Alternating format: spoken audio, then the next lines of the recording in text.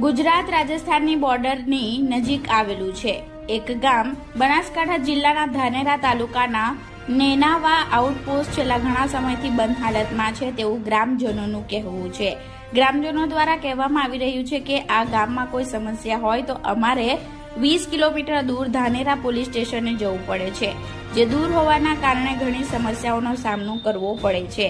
ગામમાં રાત્રે પેટ્રોલિંગ થાય અને ગામમાં ચોકી આપવામાં આવે તેવું ગ્રામજનો ઈચ્છે છે, જેથી કરીને અસામાજિક તત્વો પર લગામ રહે।